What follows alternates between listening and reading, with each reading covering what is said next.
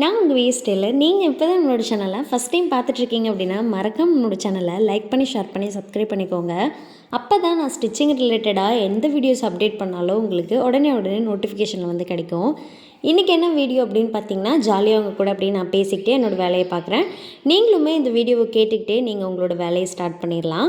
யாருமே சும்மா உட்காந்துட்டு இருக்கக்கூடாது. ஏன்னா ₹1 நம்ம மற்றவங்களோட கையை நம்பி இருக்கவே கூடாது. அவங்க தருவாங்க இவங்க தருவாங்க அப்படின்ட்டு வந்து எப்பொழுதுமே நம்ம இருக்கவே கூடாது. அதனால் இந்த வீடியோ கேட்டுட்டு நீங்களும் ஸ்டிச் பண்ணுவீங்களா? நான் உங்களுக்காக பேசிகிட்டு இருப்பேனா? ஓகேவா? இப்போ வாங்க வீடியோக்குள்ளே போகலாம். இன்றைக்கி என்ன வீடியோ அப்படின்னா, சாதாரணமாக நான் உங்ககிட்ட பேசணும்னு நினைக்கிறேன். எனக்கு மட்டும்தான் இப்படியா, இல்லை எல்லாருக்கும் இப்படி தானே, இல்லை என்ன மாதிரி ஹவுஸ் ஒய்ஃப்ஸ்க்கு எல்லாருக்குமே இந்த மாதிரியான ப்ராப்ளம்ஸ்லாம் இருக்குமா அப்படின்றத நான் உங்கள் கூட ஷேர் பண்ணிக்க போகிறேன். இப்போ வந்து நான் கஷ்டப்பட்டு தான் வீட்டில் வந்து ஸ்டிச் பண்ணிகிட்ருக்கேன். இதில் வந்து ஒரு சில ரிலேட்டிவ்ஸ்லாம் வருவாங்க. ஐயோ, எமர்ஜென்சி உடனே வேணும் இந்த ஜாக்கெட்டு, எனக்கு இன்றைக்கே தைச்சி கொடுமா நீனு அப்படின்வாங்க. நாமளும் என்ன பண்ணுவோம், இருக்கிற எல்லா ஜாக்கெட்டையும் ஓரம் வச்சுட்டு, அப்பா இன்றைக்கி தைச்சம்மா, எனக்கு எமர்ஜென்சியாக தைக்கும் பொழுது நமக்கு ஒரு ₹50 சேர்த்து கிடைக்கும்ல எமர்ஜென்சி ப்ளவுஸ் அப்படின்னா, அதனால் அந்த ₹50 சேர்த்து கிடைக்குமே அப்படின்னு நினச்சிட்டு நாமளும் அந்த ப்ளவுஸை ஸ்டிச் பண்ணுறதுக்கு ரொம்ப ஆர்வமாக சாப்பிட்டு முடிச்சுட்டு, அது நைட் ஆனாலும் சரி பகலாக இருந்தாலும் சரி, குழந்தைங்கள தூங்க வச்சுட்டு வீட்டு வேலையெல்லாம் முடிச்சுட்டு அவங்க கேட்ட நேரத்துக்கு நாம் முன்னாடியே தைச்சி எப்போவுமே ரெடியாக வச்சுக்குவோம். அப்படி தைக்கிறது எதுக்கு? அந்த காசு வரும். அந்த காசு வந்தது அப்படின்னா நாம் ஏதாவது ஒரு செலவு பண்ணலாம் அப்படின்றதுக்காக மட்டும்தான் நாங்கள் எல்லா வேலைகளையும் விட்டுட்டு அந்த வேலையில் வந்து ஃபோக்கஸ் பண்ணி ஸ்டிச் பண்ணி அவங்களுக்கு கொடுக்குறோம். ஆனால் அவங்க என்ன பண்ணுவாங்க தெரியுமா? அவங்களோட பர்த்டேவாக இருக்கட்டும், இல்லை அவங்களோட கல்யாண நாளாக இருக்கட்டும், எந்த நாளாக வேணால் இருக்கட்டுமே, அவங்க என்கிட்ட கொடுக்குறாங்க. நான் ப்ளவுஸை வந்து ஸ்டிச் பண்ணி தரேன், அவங்க போட்டுக்கிறாங்க. அதனால் அவங்களுக்கு ஒரு சந்தோஷம் இருக்கும். அப்பா இன்றைக்கி நம்ம பர்த்டே, இன்றைக்கி நம்ம புது ட்ரெஸ் போட்டிருக்கோம், இன்றைக்கி நமக்கு வெட்டிங் ஆனிவர்சரி, நம்ம புது ட்ரெஸ் போட்டிருக்கோம் அப்படின்றது அவங்களுக்கு ஒரு சந்தோஷம் இருக்கும். ஆனால் அதை தைக்கிற எனக்கு என்ன சந்தோஷம்? அந்த பணம் கிடச்சா மாத்திரம்தான் சந்தோஷமே. அந்த பணத்தை வச்சு நிறைய கமிட்மெண்ட்ஸ் வந்து ஓடிக்கிட்டே இருக்கும் மைண்டுக்குள்ளே. இந்த மாதம் இதை பண்ணணும், அதை பண்ணணும், நாளைக்கு இந்த கடன் கட்டணும் அப்படின்ற எக்கச்சக்கமான வேலை வந்து மைண்டில் ஓடிக்கிட்டே இருக்கும். ஆனால் அவங்க தைச்சி வாங்கிட்டு போய் அவங்க ரொம்ப ஆர்வமாக போட்டுப்பாங்க. நாம் ஏதோ கடன் வாங்கியிருக்க மாதிரி அவங்கக்கிட்ட அந்த அமௌண்ட்டை கேட்குறதுக்கு கூச்சப்பட்டுட்டே இருப்போம். எப்படி இந்த அமௌண்ட்டை கேட்குறது? வேறு யாராக இருந்தால் பிரச்சனை இல்லை, கஸ்டமராக இருக்காங்க அப்படின்னா நமக்கு கவலை இல்லை, காசு கொடுத்துட்டு நீங்கள் வாங்கிட்டு போங்கக்கா அப்படின்னு சொல்லிடலாம். இதுவே நம்ம ரிலேட்டிவாக இருக்கும் பொழுது ரொம்ப கஷ்டமாக இருக்கும். நம்ம எப்படி கேட்குறது, கேட்டால் ஏதாவது நினச்சிக்குவாங்களோ அப்படின்ற மாதிரியெல்லாம் நிறைய வந்து ஓடிட்டே இருக்கும். அதுவும் ரொம்ப நெருங்கிய சொந்தம் அப்படின்னு பொழுதெல்லாம் ரொம்ப கஷ்டமாக இருக்கும். அப்போ என்ன பண்ணலாம் அப்படின்னா, நான் வந்து விட்டுருவேன். சரி அவங்க கொடுத்துருவாங்க. இப்போ நான் ஃபோன் பண்ணி காசு கேட்குறேன்னு வச்சுக்கோங்களேன், அந்த மாதிரி நீங்கள் இன்னும் காசு கொடுக்கல அப்படின்னு நான் கேட்குறேன் அப்படின்னா, என்கிட்டயும் நீ கணக்கு பார்க்குறியாம்மா, என்கிட்டயும் நீ கணக்கு பார்க்குறியாம்மா அப்படின்னா எனக்கு புரியல. உங்களுக்கு ஒரு நாள் சம்பளம் கொடுத்தா தானே அந்த அமௌண்ட்டு. எனக்கும் அதே போல் தானே, நான் வீட்டில் உட்காந்து தைக்கிறேன் அப்படின்னா அது சும்மா ஒன்றும் கிடையாதுல்ல, சும்மா போகிற போக்குக்கு நான் ஒன்றும் தைக்கலல்ல. எனக்கும் ஒரு குழந்த இருக்கான், அவனை வச்சுட்டு நான் வீட்டு வேலையும் பார்த்துட்டு இந்த வேலையும் பார்த்துட்டு இருக்கேன் அப்படின்னா எனக்கு அந்த வருமானம் முக்கியமாக இருக்குது. அதனால் நான் அந்த வேலையை பார்க்குறேன். ஆனால் அவங்க வந்து என்கிட்டயே நீ கணக்கு பார்க்குறியாம்மா, என்கிட்டயே அப்படியே நம்மளை வந்து அவங்களாம் தந்துருவாங்கப்பா அந்த அளவுக்கு நம்மளை திங்க் பண்ண வச்சுட்டு அவங்க வந்து ஃபோனை கட் பண்ணிடுவாங்க. அப்புறம் திரும்ப வந்து ஒரு சில நாள் வந்து ஃபோன் பண்ணி நம்ம கேட்போம். அப்போ என்ன பண்ணுவாங்க, இப்போ அவங்க ₹500 எனக்கு கொடுக்கணும் அப்படின்னா ஒரு ₹300 நமக்கு கொடுத்துருவாங்க. இல்லை நீங்கள் எனக்கு ஒன்றா சேர்த்தே கொடுங்கக்கா, நீங்கள் ஏக்கா பிச்சு பிச்சு கொடுத்துட்ருக்கீங்க அப்படின்னு கேட்டோம் அப்படின்னா அதுக்கு அவங்க என்ன தெரியுமா சொல்லுவாங்க? வச்சுருந்தா செலவாயிருமா. எனக்கு புரியல. நீங்கள் மொத்தமாக கொடுக்கணுங்க. நீங்கள் வந்து இப்போ கடையில் தைக்கிறீங்க அப்படின்னா நீங்கள் மொத்தமாக கொடுக்காம இஎம்ஐ மாதிரி போட்டு வாங்கிட்டு வந்துடுவீங்களா ப்ளவுஸ் தைக்கிறத? என்ன மனசாட்சியோடு தான் இந்த ரிலேட்டிவ்ஸ்லாம் நடந்துக்கிறீங்கன்னு எனக்கு தெரியல. உங்களுக்கு நீங்கள் கஷ்டப்படுறீங்க, ஒன்றும் இல்லை, ஒரு கார வேலைக்கே நீங்கள் போகிறீங்கன்னு வச்சுக்கோங்க. அங்கே போய் நீங்கள் அந்த வெயில்லையும் மழையிலையும் கஷ்டப்பட்டால் தான் உங்களுக்கு அந்த காசு அவங்க தரல, ஒரு 4 நாள் இழுத்தடிக்கிறாங்க அப்படின்னா உங்களுக்கு எவ்வளோ வருத்தமாக இருக்கும். அப்படி தான் எங்களுக்குமே இருக்கும். இந்த வீடியோஸ் யாராவது ஒரு ரிலேட்டிவ் பார்த்துட்ருக்கீங்க அப்படின்னா தயவு செய்து புரிஞ்சுக்கோங்க. வீட்டிலேருந்து உங்களோட ரிலேட்டிவ் ஏதாவது தைக்கிறாங்க அப்படின்னா அவங்களுக்கு அது ரொம்ப முக்கியமான ஒரு வருமானமாக இருக்கும். அதனால் தயவு செய்து இனிமேல் வந்து ரொம்ப லேட் பண்ணாதீங்க. அவங்க கேட்குற காசை நீங்கள் கொடுத்துறீங்க.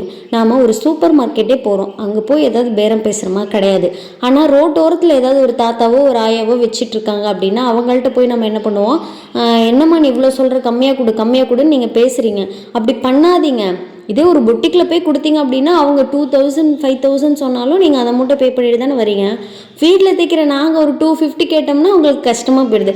அப்படி வந்து உங்களுக்கு பணம் கொடுக்க விருப்பம் இல்லைன்னா நீங்கள் போய் பொட்டிக்கிலே கூட தைச்சிக்கலாம். எங்களுக்கு ஒன்றும் கொடுக்க வேண்டிய அவசியமே கிடையாது. நீங்கள் பொட்டிக்கில் கூட தைச்சிக்கலாம். உங்களோட அமௌண்ட்டை நீங்கள் எக்ஸஸாக கூட செலவு பண்ணிக்கோங்க. எங்களுக்கு எந்த கவலையும் இல்லை. எங்களுக்கு நல்ல கஸ்டமராக ஒரு 4 கஸ்டமர் இருந்தால் போதும். ஏன்னா அவங்க தான் டக்கு டக்குன்னு காசு கொடுப்பாங்க. அந்த 400 ரூபா டக்குன்னு கிடைச்சாலே எங்களுக்கு போதும்.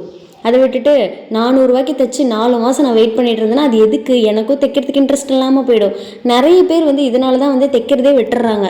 சொந்த பந்தத்துக்குள்ளே தைச்சிட்டு சங்கடமாயிருது, எப்படி அவங்ககிட்ட காசு வாங்குறது, இந்த மாதிரியெல்லாம் நிறைய யோசிச்சுட்டு நிறைய விட்டுறாங்க. அதனால இதை பார்க்குற யாராவது நீங்களும் கொஞ்சம் உங்கள் மனசு திருந்திக்கோங்க. நீங்கள் ஒன்றும் பெரிய தப்பெல்லாம் பண்ணல, இதுவுமே ஒரு தப்பு தான். அவங்களோட சுமையை குறைக்கிறாங்க, ஆனால் நீங்கள் அந்த சுமையை திருப்பி திருப்பி மேலே ஏற்றாதீங்க. அதனால் தைக்கிற அமௌண்ட்டை இன்றைக்கே கொடுத்து இப்போவே வாங்கிட்டு போங்க. நம்ம ஒரு சிலிண்டர் சும்மா வாங்கிட முடியுமா? முடியாது. அவங்க அந்த 5 ப்ளவுஸ் தைக்கிறேன், இப்போ என்னையவே எடுத்துக்கோங்க. நான் ஒரு 5 ப்ளவுஸ் அடிக்கிறேன் அப்படின்னா அந்த 5 ப்ளவுஸ் அடிக்கும் பொழுது நான் என் மைண்டில் வச்சுப்பேன், இந்த 5 ப்ளவுஸ் அடித்து முடிச்சிட்டோம்னா நம்ம சிலிண்டர் வாங்கலாம், இந்த 5 ப்ளவுஸ் அடித்து முடிச்சிட்டோம் அப்படின்னா நம்ம வீட்டுக்கு ஏதாவது வேறு ஏதாவது பொருள் வாங்கலாம், இல்லை பசங்களுக்கு ஃபீஸ் கட்டலாம். அந்த மாதிரி எக்கச்சக்கமாக என் மைண்டில் ஓடிட்டுருக்கு. என்ன மாதிரி தான் எல்லாரும் வீட்டிலேருந்து தைக்கிற எல்லாருக்கும் இந்த மாதிரி பல குழப்பங்கள் இருக்கும். ஆனால் இவங்க பாட்டுக்கு போகிற போக்கில் சொல்லிடுவாங்க, அவளுக்கு என்னப்பா வீட்டுக்கார் சம்பாரிச்சு போடுறான், வீட்டில் குழந்தைய வச்சுட்டு பார்த்துட்ருக்குறா, அவளுக்கு என்ன சும்மா போகிற போக்கில் தைக்கிறா அப்படின்ற மாதிரி தான் சொல்கிறீங்க. கொஞ்சம் அது மனசாட்சியோடு நடந்துக்குங்க. வீட்டிலேருந்து தைக்கிறானா ஒன்றும் சும்மா தைக்கல, அவள் தன்னோட உடம்பை வருத்திக்கிட்டு குழந்தைய பார்த்துக்கிறது. இப்போ உள்ள குழந்தைங்களாம் எவ்வளோ சேட்டை பண்ணுறாங்க. அந்த குழந்தைங்கள பார்த்துட்டு அவள் தைக்கிறா அப்படின்னாவே இது பெரிய விஷயம். ஆனால் நீங்கள் பாட்டுக்கு டக்குன்னு காசு வாங்கி பேக்குள்ளே போட்டுட்டு, துணியை வாங்கி பேக்குள்ளே போட்டுட்டு நீங்கள் போயிடுறீங்க. ஆனால் காசு வச்சுருப்பாங்க, அந்த காசு அந்த பேக்லேருந்து எடுக்க முடியாது. சம்பளம் வாங்கிட்டு வருவாங்க, ஆனால் சம்பளமே வாங்கலங்கன்னு, நான் சம்பளம் வாங்கிட்டு தரங்கன்னு அப்படின்ட்டு போயிடுவாங்க. இந்த மாதிரிலாம் தயவு செய்து நடந்துக்காதீங்க. இந்த வீடியோ பார்க்குற யாராவது நீங்கள் ஒரு ரிலேட்டிவாக இருக்கீங்க, அவங்களோட ஃபேமிலியில் யாராவது ஸ்டிச் பண்ணுறாங்க அப்படின்னா அவங்களுக்கு இந்த வீடியோ ஷேர் பண்ணி விடுங்க.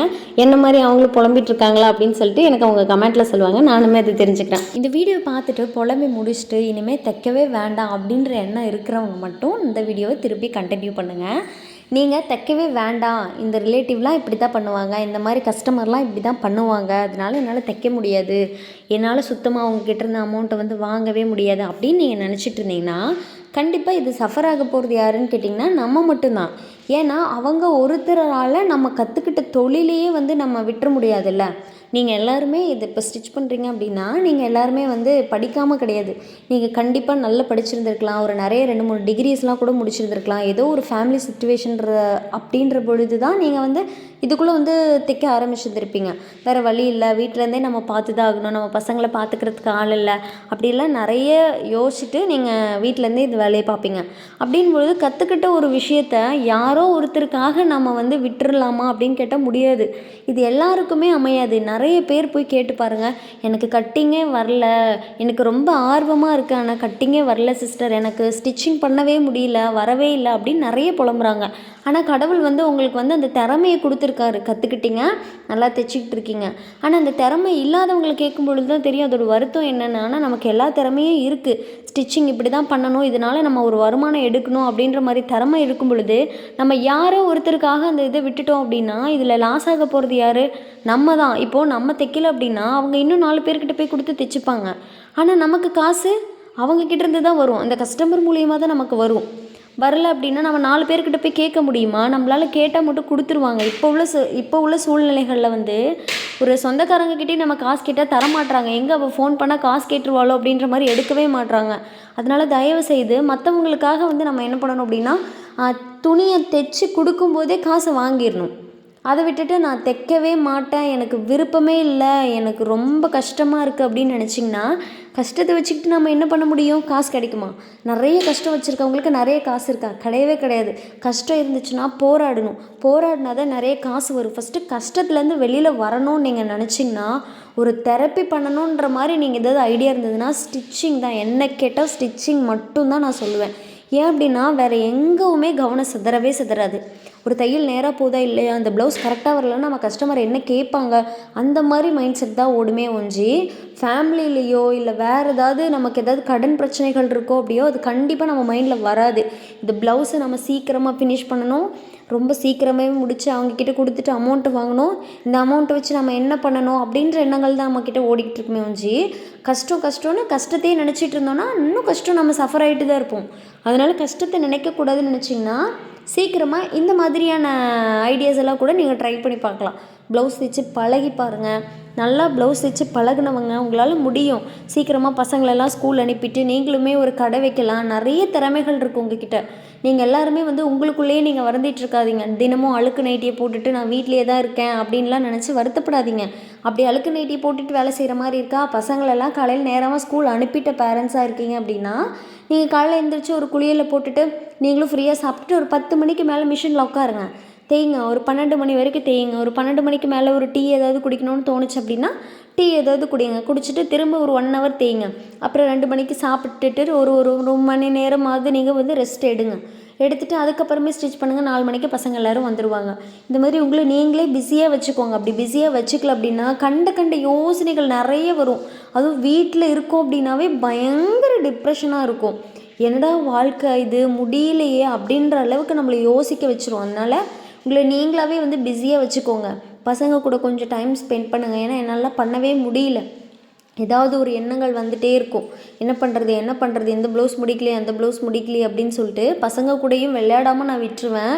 எனக்கு விளையாடவும் தெரியல எப்படின்னு. ஆனால் டேடி வந்து பசங்க கூட வந்து நல்லா கேர் பண்ணி விளையாடுறாங்க. ஆனால் மம்மீஸ்க்கு வந்து அந்த இது எல்லாருக்குமே அப்படியான்னு கேட்டால் கிடையாது.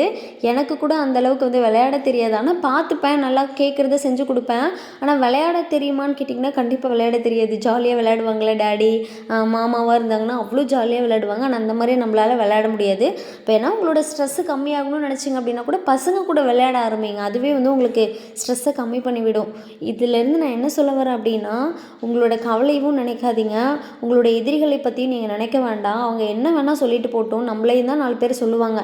இவன் என்ன வீட்டிலேருந்து தைச்சிட்ருக்கிறான், நல்லாவே தைக்கல அப்படின்னு சொல்லுவாங்க. ஆனால் அடுத்த டைம் நம்ம தைச்சி கொடுத்த ப்ளவுஸே அளவு ப்ளவுஸாக வேறு ஒரு டெய்லர்கிட்ட போகும்போது எப்படியும் நமக்கு நியூஸ் வந்துடுது. எப்படியாவது ஒன்று நம்மளே பார்த்துருவோம், இல்லை யாராவது பார்க்குறவங்க யாராவது கூட நமக்கு சொல்லிடுவாங்க. அந்த மாதிரி பார்க்கும்பொழுது நம்ம சந்தோஷப்பட்டுக்கலாம்ல. அங்கேயும் இங்கேயும் போய் தைச்சிட்டு கடைசியில் நம்மக்கிட்டே வந்து நிற்பாங்க. ஏன்னா நம்மளை விட தான் மோசமாக தைப்பாங்க எல்லாருமே ஒஞ்சி. நம்ம அளவுக்காவது தைச்சி தருவாங்களா அப்படின்னு தேடிட்டு நம்ம பின்னாடியே திருப்பி வந்துடுவாங்க. அதனால் நீங்கள் யாருமே வருத்தப்பட வேண்டாம். என்னோடய கமெண்ட்டில் வந்து ஒரு சிஸ்டர் கேட்டிருந்தாங்க, வளவலன்னு பேசாதே அப்படின்ற மாதிரி சொல்லியிருந்தாங்க. நான் பாட்டுக்கு சிசர் எடுத்து டேப் எடுத்து நான் பாட்டுக்கு எதுவுமே பேசாமல் நான் மெஷர்மெண்ட் பண்ணி அப்படியே கட் பண்ணேன்னா அதனால் உங்களுக்கு ஏதாவது பிரயோஜனமா? இந்த வீடியோ பார்க்குற நீங்களே சொல்லுங்கள். நான் பேசாமல் உங்களுக்கு சொல்லி கொடுத்தேன் அப்படின்னா உங்களுக்கு எப்படி புரியும்? உங்களுக்கு டவுட் கேட்குறதோ டவுட் சொல்லி கொடுக்குறதோ நான் சொல்லி கொடுத்தேன் அப்படின்னா அது வந்து வளவலன்னு பேசாதுன்றதுக்கு அர்த்தம் கிடையாது. ஒருவேளை அவங்க பாசிட்டிவாக கூட எனக்கு சொல்லியிருக்கலாம், நான் அக்செப்ட் பண்ணிக்கிறேன். என்ன அப்படின்னா தேவை உள்ள இடங்களில் பேசுங்க, தேவையில்லாத இடங்களில் பேச வேண்டாம் அப்படின்ற மாதிரியான இடத்துல கூட சொல்லியிருந்துருக்கலாம். நான் அக்செப்ட் பண்ணிக்கிறேன். ஆனால் அது முழு விளக்கமாக சொல்லிடுங்க. எனக்கு வளவலன்னு பேசாதே அப்படின்னா அது நெகட்டிவாக தான் இருக்குது, மொத்தமாக நெகட்டிவாக தான் இருக்குது. அதனால் நீ தேவையான இடத்துல மட்டும் பேசுமா, அதிகமாக பேசுகிற மாதிரி இருக்குது, வீடியோ ரொம்ப லாங்காக போயிட்டுருக்க மாதிரி இருக்குது, அந்த மாதிரி கூட நீங்கள் சொல்லிவிடுங்க.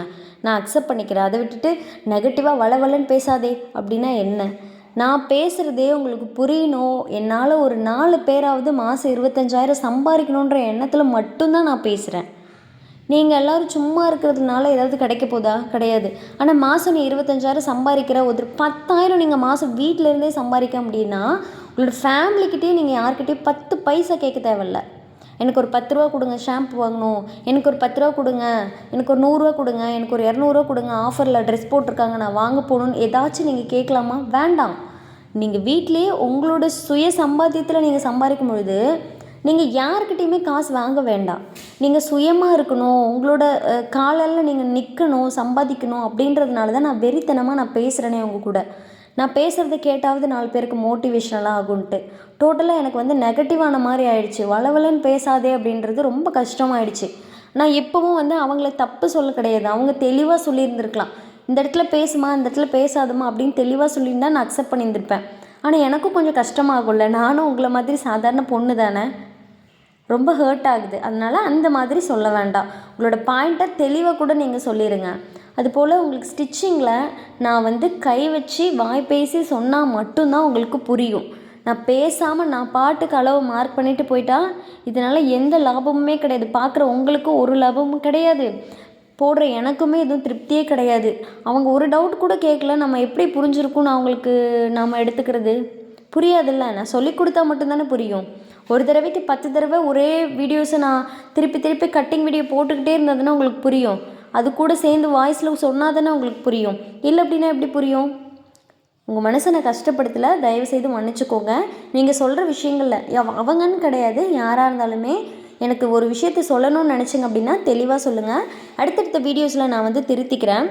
என்னோடய சேனல் உங்களுக்கு பிடிச்சிருந்தது அப்படின்னா மறக்காமல் நம்மளோட சேனலை லைக் பண்ணி, ஷேர் பண்ணி, சப்ஸ்கிரைப் பண்ணிக்கோங்க. அப்போ தான் அடுத்தடுத்து நான் போடக்கூடிய இன்ட்ரெஸ்டிங்கான வீடியோஸ் எல்லாமே உங்களுக்கு நோட்டிஃபிகேஷனில் கிடைக்கும். பாய்.